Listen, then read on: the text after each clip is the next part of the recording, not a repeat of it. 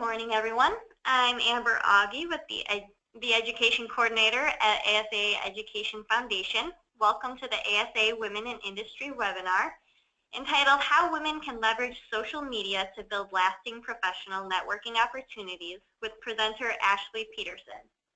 During today's session, your mic will be muted. However, you will be able to send questions for Ashley during her presentation.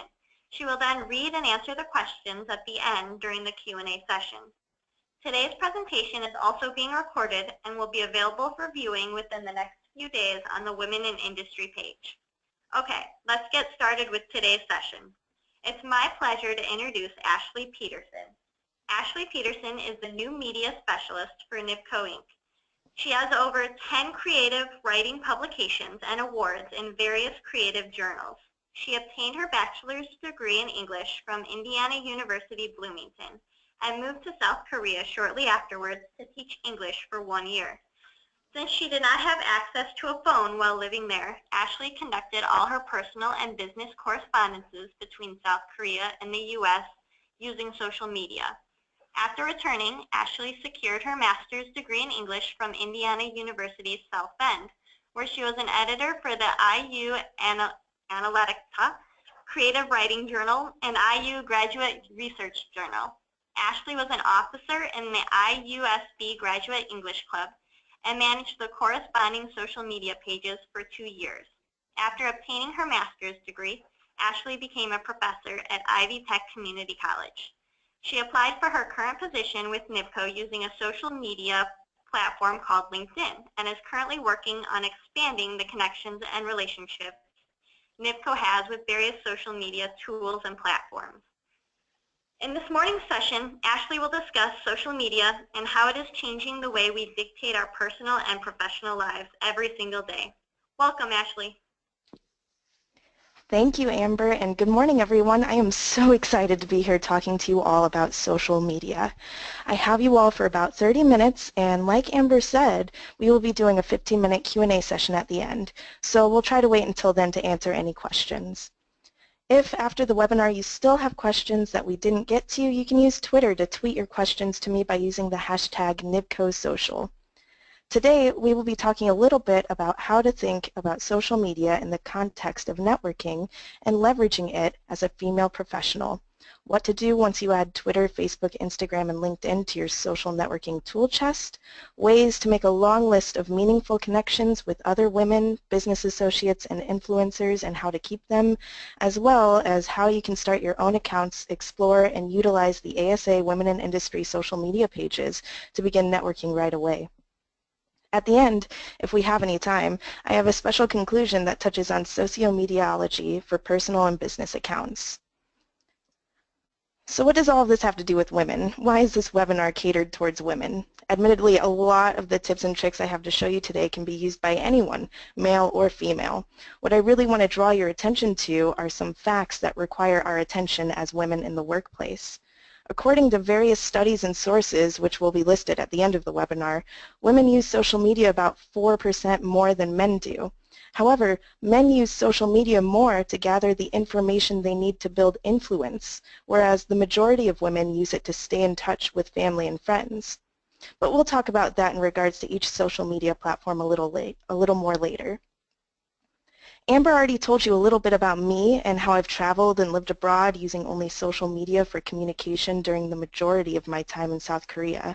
However, there's something else I wanted to tell you guys. I actually got that job through social media. My resume was posted on a social media site that allowed my Korean supervisor to find me, look at my connections and endorsements, and ultimately decide to hire me on the spot. Social media is being utilized for so much more than just staying connected to friends and family. As women, we should be able to utilize social media the same way the majority of men are, to further our careers and ultimately enrich every facet of our lives. Social media is very close to my heart. It got me a bed when I had nothing to sleep on but a pile of blankets, as you can see in that left-hand picture. It helped me make friends in a city where no one spoke my language, and it helped me navigate and find my way around when I was lost. You can see the bed that I got in this left-hand photo from a business contact. I actually met him on social media too. This person also helped me make new friends, shared lesson plans, practiced a little Korean with me through social media so I knew the basics, and suggested good restaurants. This whole experience, which seems to be surrounded by social media, is what brought me to NIBCO, where I'm currently working on expanding the connections and relationships NIBCO has with various social media tools and platforms, allowing me to keep up with and evolve along with all of the changes social media is constantly going through. Before we jump right into networking, I want to talk about some of these changes because how they affect our everyday lives is important. Social media changes everything in our lives, whether we're on it daily or not. Can you think of ways that social media has changed our everyday lives? Just type your answer in the questions box and I'll read them out as they come. Try to think about how social media can affect us all just by proximity to the sheer number of people who use it. Okay, here's a good answer. Sarah says communications, which is just like I was saying earlier about staying in contact with my family while I was in Korea. I had to communicate with them through social media channels, and not only them, but I had to communicate with my student loan companies that way too, and my previous employers during tax season. Oh, and here's another answer from Jane, who says, my friends all get their news from social media. Thanks for typing that in, Jane, because that actually gets me to my next slide. Social media has changed how a lot of people get news. Before checking online newspapers or other news sources, people are increasingly checking what their friends and people they follow are posting, which makes sense because it's not like you choose the editors at the newspapers, but you did choose the people and groups that you follow. As such, friends on social media are increasingly becoming people's trusted sources of information, even more than search engines at times. Furthermore, by getting our news from social media, we know who is recommending it and can easily communicate and interact with that person about it, making news more social than ever. I'm not saying that it's the best way you should get your news, but just that it's happening more and more. Social media also changes how we do business with pay-per-click ads, influential groups, and industry thought leaders who put out videos, blogs, and other information. It changes what we reveal to people regarding our everyday lives, personal issues or accomplishments, going even as far as location. You know, my dad created a Facebook page for his house. He calls it Casa de Peterson. Whenever he is watching a game at home or grilling out or even having a get-together with friends, he tags himself at Casa de Peterson, revealing to the world where he is at that specific moment. Social media has changed what we can influence and, again, Sarah's point, how we communicate. That's not all, though. Networking has changed, too. There are two different types of networkers online, the posters and the seekers. The poster actively posts valuable information, resources, tips, and offers. The seekers are actively seeking products or services. You'll find seekers in discussion areas, forums, groups, and engaging on fan pages. When searching for quality contacts to network with online, start with connection sites such as LinkedIn and look for high-level networkers. You'll know them when you see them. They are active online, have at least 500 connections, and have powerful profiles that are set up completely. High-level networkers can range from decision makers, high-level executives, the media, and the movers and shakers in your industry. Don't let the fact that you don't yet know the person hold you back from sending an invite to connect. Simply be transparent and let them know why you'd like to connect with them online. Whether you're offering your help, sending them a resource, or introducing them to one of your connections, make sure you make it about how you can help them and they will reciprocate it.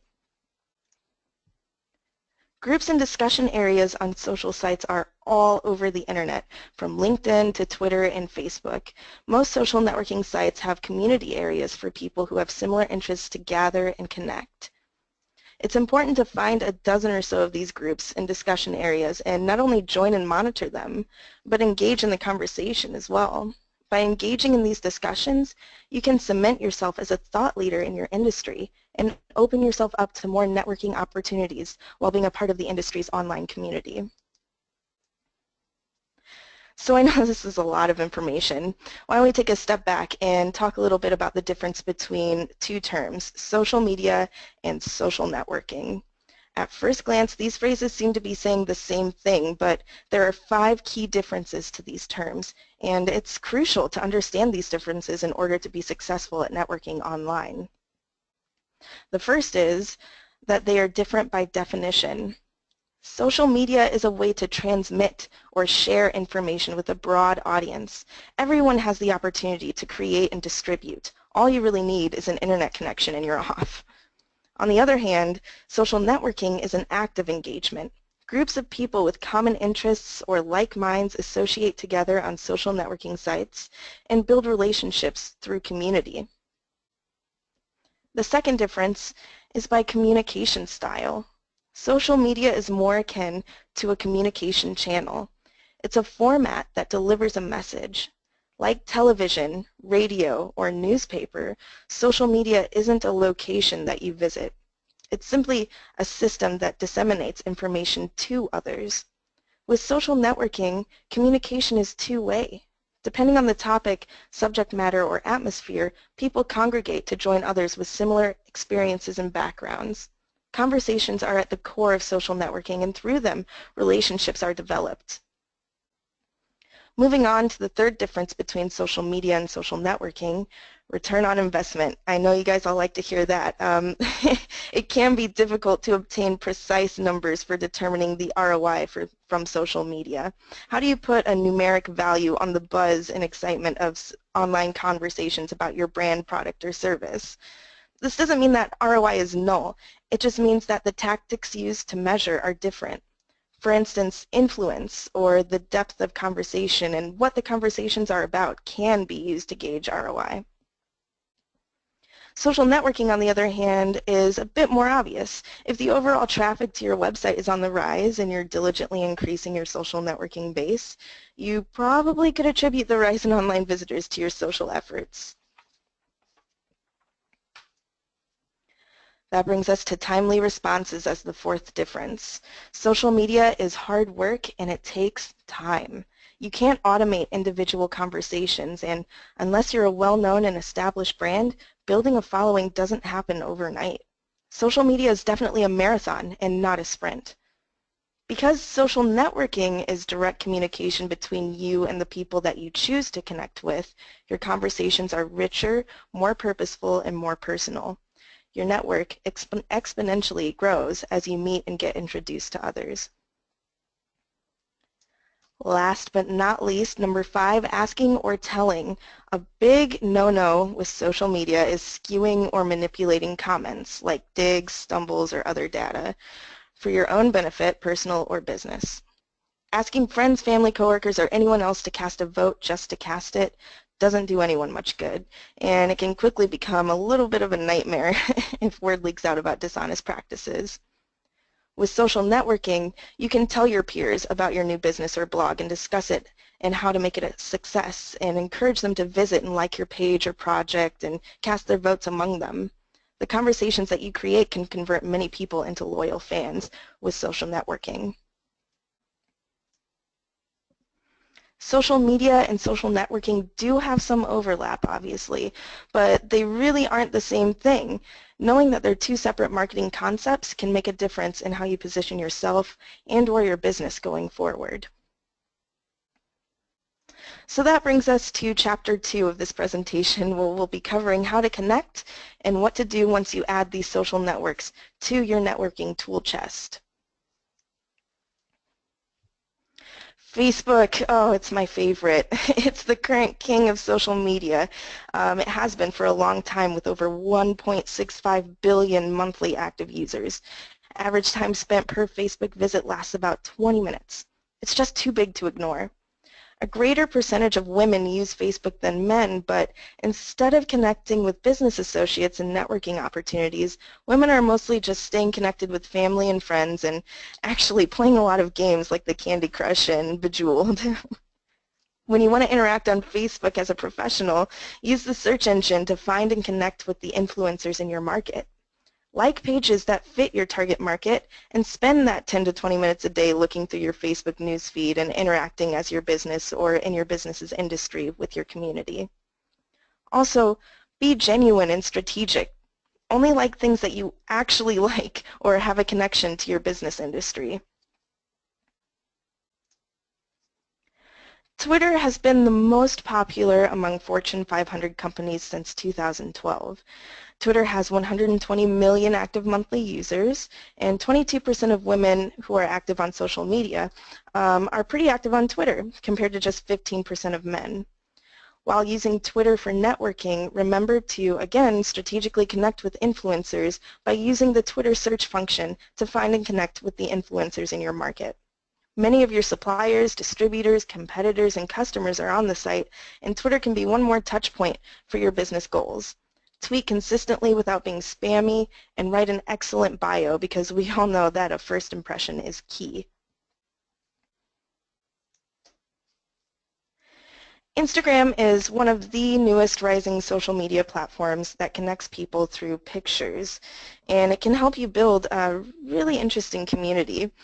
Instagram actually has a slightly higher population of active male users who create these networks on Instagram to establish a community of like-minded professionals and share what they do through photos. To create a network on Instagram, make sure you're engaging with others' photos and leaving comments.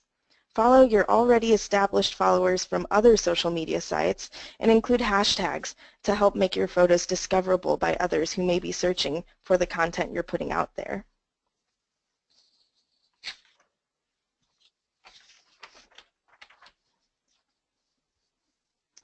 Okay, that brings us to LinkedIn. LinkedIn boasts a 60% male population of active users. That is insane. And here's the thing, LinkedIn is specifically designed for professional networking. We've got to get in there, ladies, and show off our skills by getting our associates and acquaintances to endorse what you're good at, engaging in discussions in group pages, and showing that we can be thought leaders in our industry too. Okay, here we are at Chapter 3, and we're quickly running out of time, it looks. But just bear with me while I go through a few more helpful hints about making a list of meaningful connections and how to keep them using social media. Casting a wider, more open network can unlock opportunities you may not even know exist from your current vantage point. Try to remember that, hey, this is still networking no matter what, and you all already have the tools to succeed in doing it. It's just about transferring those skills to social media.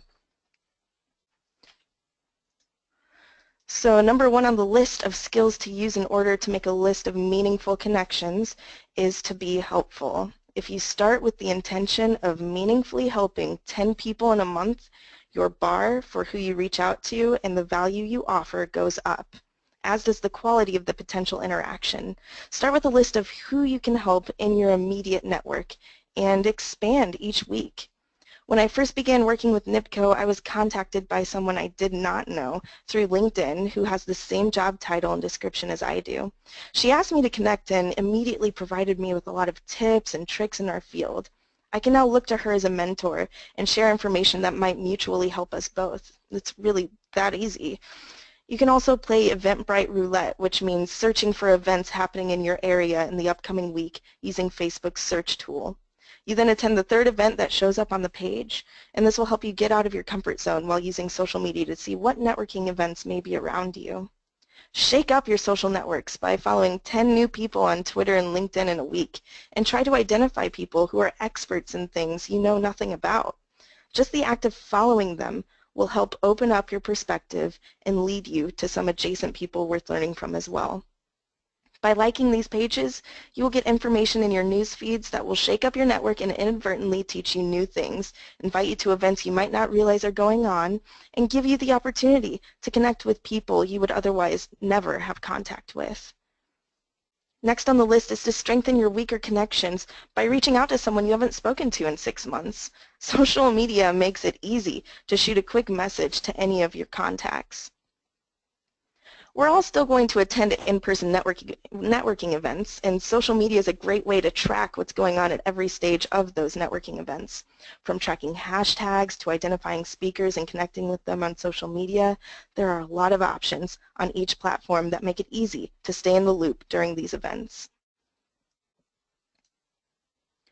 Some other options include gathering an unconventional group using the invite feature on Facebook.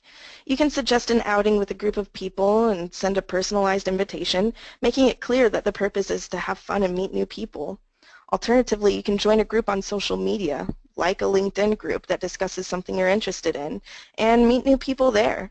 All of this sounds a little scary, but you have to be fearless and take the road that is less traveled in order to succeed.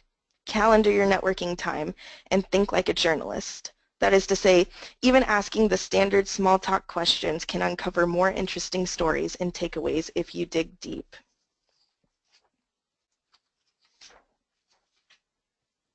After making all of your connections, you'll want to keep them. What use is a connection if it doesn't last? The best ways to keep social networking connections is by avoiding cattle calls. Be highly specific about who you're connecting with.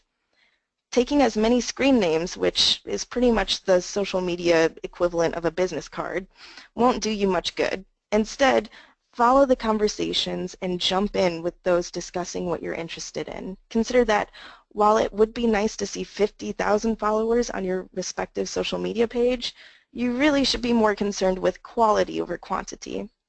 5 people who care about you and what you're doing is far more valuable than 50,000 who aren't paying attention. Avoid the shallow end. A relationship built entirely on resharing someone else's content may be useful in the beginning, but then what? You don't want to get into the autopilot mode of, I'll share your stuff if you share mine. Instead, chat with the person about which content is best suited for each to share. It's the best way for social media friends to get the most out of the relationship. You'll also want to find common bonds, which is standard practice in any networking situation. And last but certainly not least, while there are handfuls of different social media sites and ways to connect and network with others, there's one connection strategy that is 10 times more powerful than all of the others. Meet your connections offline. Meeting an online friend has many advantages. These days, people are finding their future college roommates through Facebook and meeting up with them before school. Although meeting an online friend is not always feasible, if the opportunity comes up, go for it. So what do you get out of all of this? Where's the return? How do your social networking efforts pay off? Well, if you're a job seeker, you now have opened up a large base of employment opportunities if you use LinkedIn. You can get immediate feedback on just about anything from a wide audience. And if you're a hiring manager, you can strategically hire your dream team. Social media creates a collaborative environment where you can become an industry thought leader and you can focus your networking towards a specific group or industry. Online networking can lead to offline networking and the chance to start your own blog or column. There's so much social media and social networking can do for your career, and it all starts with logging in and finding a few connections. So go to 1, 2, 3, or all 4 of these social media sites and start poking around. All it takes is a few minutes a day to begin growing your network. You can start now. Connect with just about anyone. Start with your family, your friends. Visit ASA, Women in Industry, on LinkedIn, and ASA on Facebook and Twitter. Check out the NIBCO Facebook, Twitter, LinkedIn, and Instagram pages that I manage, and follow us. By doing this, you've already opened up your network tenfold. Okay, let's see where we're at time-wise. It looks like we have about 7 minutes. So I'll go ahead and get into sociomediaology, which is the term I'm using for the sort of biology of social media. There are essentially 4 stages to sociomediaology. The first stage is a crawl. Basically what that means is you're just looking around and listening. You're defining your business strategy and goals. You're making your website more desirable to visit and optimizing your search. You're building that database of followers. Now, I mean, this can go either way in terms of personal accounts or business accounts. Starting a social media page is always going to take time to develop those contacts. Stage 2, naturally, is walk. Once we get to stage 2, we're walking around and establishing those networks, quantifying and qualifying our audience, creating and building relationships, increasing on what works and pulling back on what doesn't. This is where we're really just trying to feel things out. As you can see so far, a lot of social media just has to do with exploring, seeing what you can do, and being open to new changes. Stage 3 would be running. We want to engage, involve, and expand our audience. We want to make content more interesting with videos, podcasts, webinars, apps, live events. We want to find new places to outreach. Looking for new things, new places, putting out more content is going to attract a lot more visitors to your sites, regardless of, if it's LinkedIn, Twitter, Facebook, or Instagram. Stage 4 is where we thrive. Here is where we would all love to be, ideally, in our personal and our business accounts. This is where the fans help us do the heavy lifting. We're relying on the community for content and ideas. We're nurturing them with forums and better customer service and new products. So you can see how this all kind of ties in together and creates one really great social media page. So that concludes my presentation. Now go off to all those wonderful social media sites and let's raise those female professional networking percentages up and leverage all of the tools we have to become better businesswomen online and offline. So this is the part where I ask if anyone has any questions. Again, just use the question bar.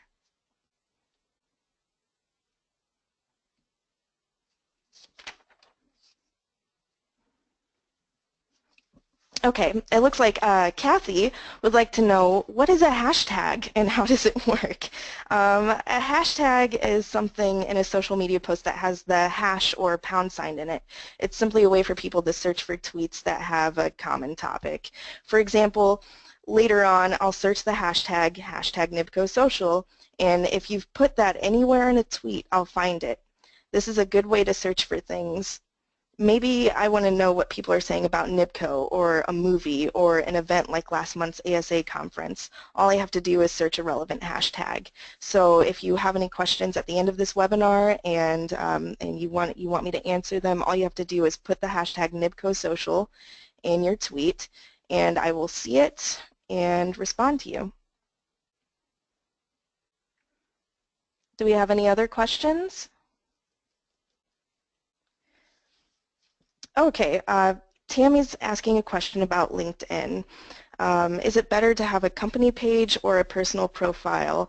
And what about a group? Okay, here's the lowdown on different ways to use LinkedIn. A profile is similar to a resume. It has information about you, your job history, what you're good at, what people are endorsing you in. It's a great place to build a network with people that you have a personal or professional relationship with. A company page, on the other hand, is a place to include information and create updates about your business or industry. This is where you can communicate as the business rather than yourself. And groups, these can be public or private and can be created by an individual or a company. This allows users to gather and talk about a specific subject on one page. So that's pretty much the lowdown on the different areas of LinkedIn that you can get involved in. I don't see any other questions. So I guess that will be it. Thank you all for a wonderful webinar, and look out for more details on the next ASA webinar in August.